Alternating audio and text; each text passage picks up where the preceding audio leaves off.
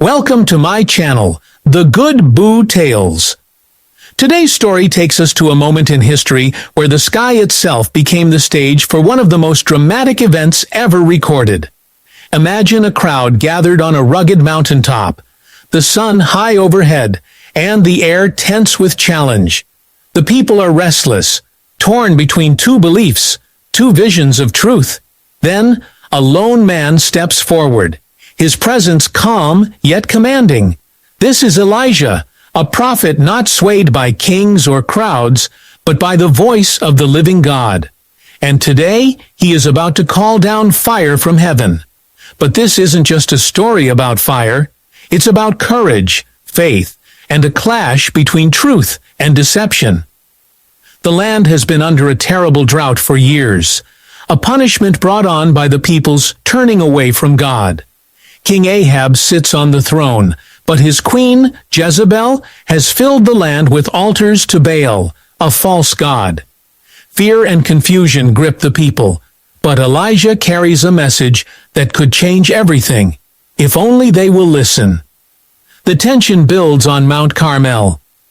On one side stand the prophets of Baal, dressed in bright robes, their voices loud and confident. They believe their God will answer them with fire. On the other side stands Elijah, alone, without the support of the crowd, but backed by the promise of the Almighty. Between them lies an altar, stones stacked, wood arranged, and a sacrifice prepared. This is the challenge. Whichever God answers by fire is the true God. The prophets of Baal go first.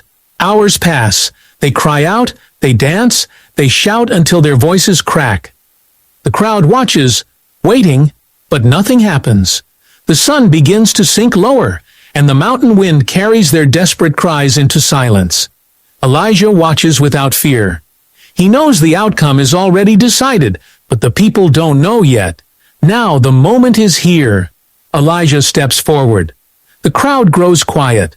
His voice is steady as he calls for something unexpected. Water. Buckets of it. Enough to soak the sacrifice, the wood, even the ground around the altar, until it becomes a muddy trench. The people murmur. Why would he make it harder for fire to catch? Why risk everything on a display that seems impossible? Elijah simply lifts his face to the heavens and begins to pray. And then, we'll stop here. Because what happens next will not only defy the laws of nature, it will change the hearts of everyone watching. In the next part, you'll see the moment when heaven itself answers in a way no one can deny. Stay with me, because the fire from heaven is about to fall. The crowd on Mount Carmel shifts uneasily. They've seen Elijah pour water over the altar, not once, not twice, but 3 times, until every piece of wood drips and the trench around it glistens in the fading light. It makes no sense. If fire is to come, why make the challenge harder? People glance at one another, their whispers carrying questions no one dares speak aloud. Somewhere in the crowd, a young boy tugs on his father's sleeve, asking in a low voice if this man really thinks fire will fall from the sky. The father has no answer. The prophets of Baal stand off to the side, their robes dusty, their voices hoarse from hours of shouting. They are not just humiliated, they are unsettled. For all their dancing and pleading, their altar remains untouched. No smoke, no spark, just cold, lifeless stone. Some avoid looking at Elijah altogether, afraid of what his quiet confidence might mean. The mountain air grows cooler as the sun sinks lower, painting the horizon in streaks of gold and crimson. It is the hour of the evening sacrifice, a time meant for prayer and reflection, but today it feels heavier, as if the very air is holding its breath. People remember the years of drought, the cracked earth, the withered crops, the empty wells. Some wonder if the God Elijah serves is the same God who once brought rain and life to this land. If he is, why has he been silent for so long? Elijah's eyes sweep over the crowd, not with anger, but with a searching look, as if he can see past their expressions and into their hearts. His challenge was never just about proving who could send fire. It's about drawing the people back from the edge of forgetting who they once trusted. But the stakes are high. If nothing happens now, his life will be worth less than the dust beneath his feet.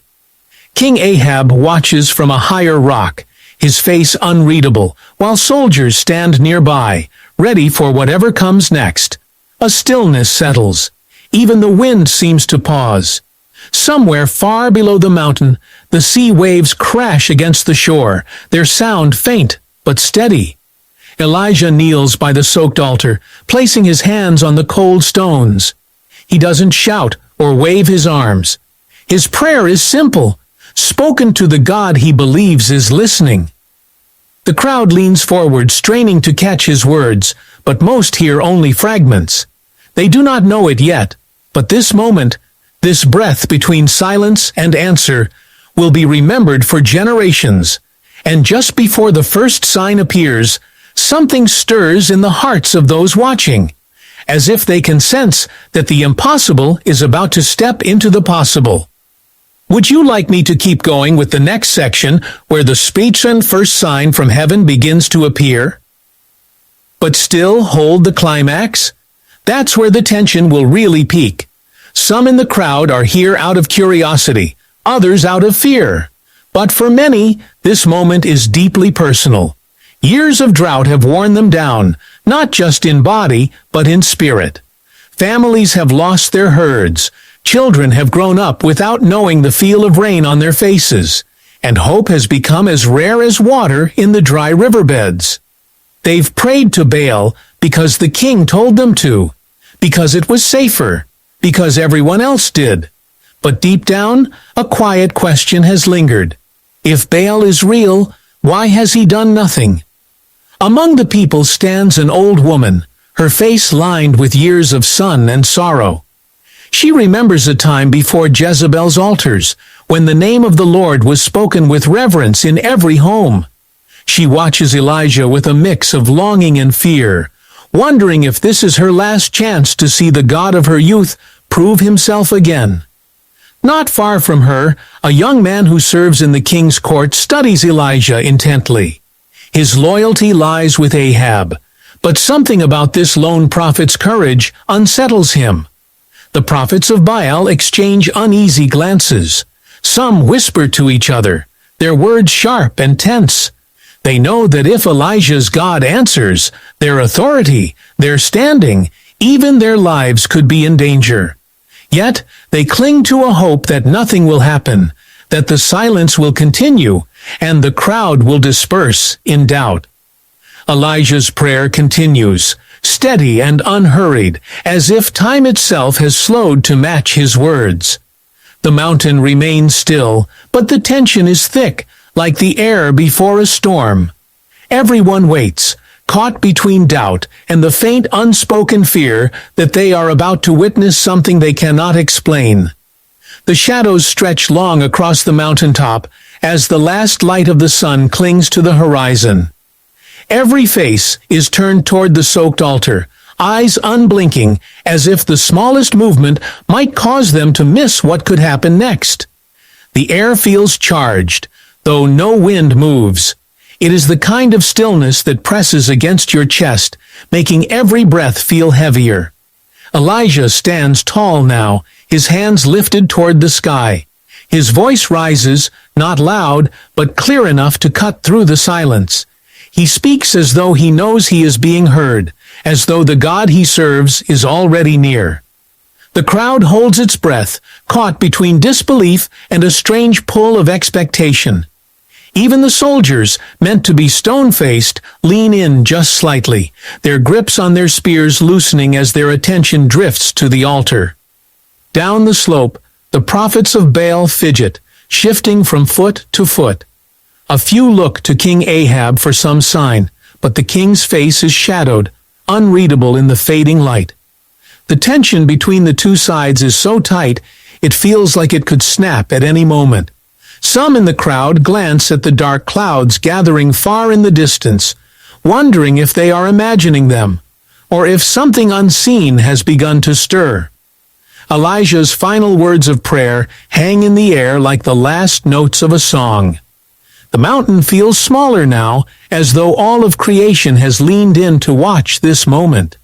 A heartbeat passes, then another, and just as the silence becomes almost unbearable, a faint, unnatural glow flickers in the sky above, too high to be fire from any torch, too pure to be lightning from any storm.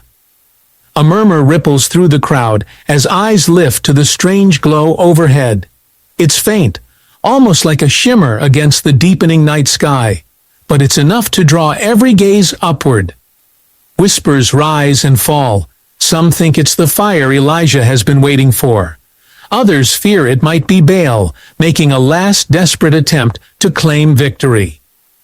The uncertainty pulls the people tighter into the moment, their bodies leaning forward as though the mountain itself tilts toward the altar. Then, without warning, a sudden gust of wind sweeps across the mountaintop. It comes from nowhere, carrying with it the scent of rain, sharp and unexpected after years of drought. The people react instantly. Some gasp in hope, others shrink back in fear. Rain could mean blessing, but it could also mean the challenge is over before fire ever falls.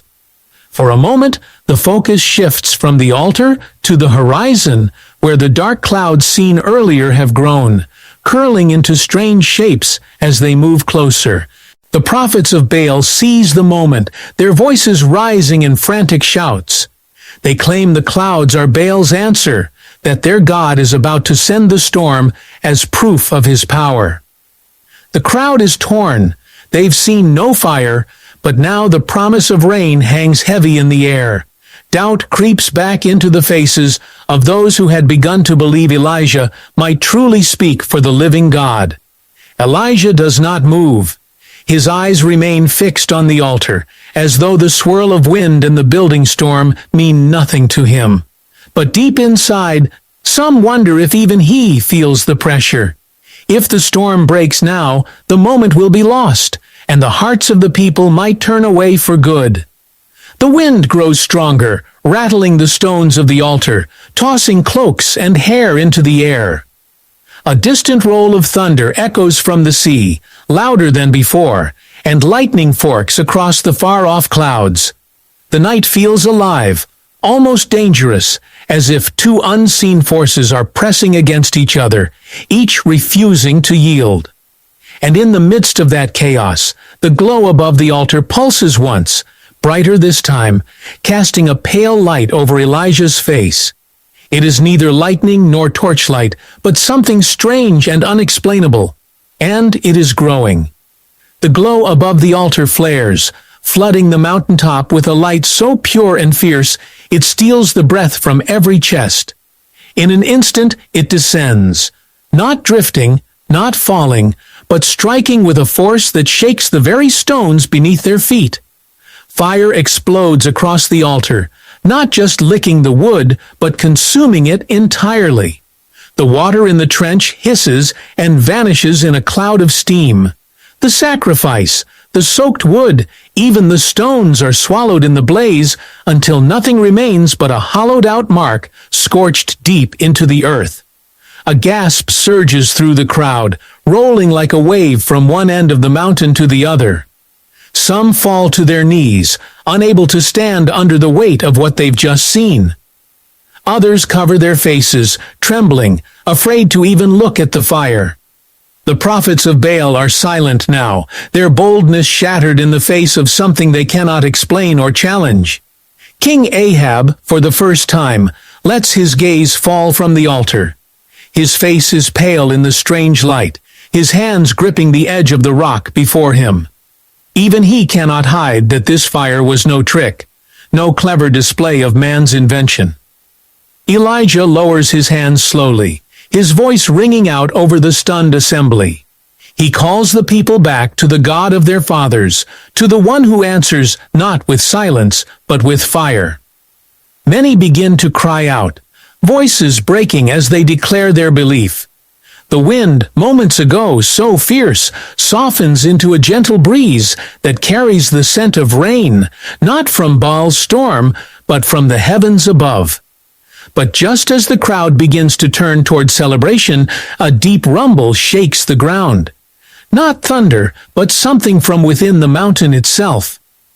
Pebbles tumble from the cliffs, and the air grows warm again. The scorched mark where the fire fell begins to glow faintly, as if embers still live beneath the surface. A thin crack snakes outward from the center, stretching across the ground toward where the people stand. Elijah's eyes narrow. The fire may have proven who is God, but this is something else. The crowd, sensing it too, steps back in uneasy silence. Whatever has been awakened here on Mount Carmel might not be finished, and the victory they just witnessed could be only the beginning of a much greater struggle. The glow in the scorched ground slowly fades, leaving only the dark mark as a reminder of what had just happened. The crack that had crept across the earth stops short, as if whatever force stirred beneath the mountain has chosen to rest. The crowd exhales all at once, the tension giving way to relief. Some begin to weep openly, not out of fear this time, but out of awe. They have seen with their own eyes that the God Elijah serves is not silent, not powerless, but living and present. Elijah steps forward, his voice calm but firm.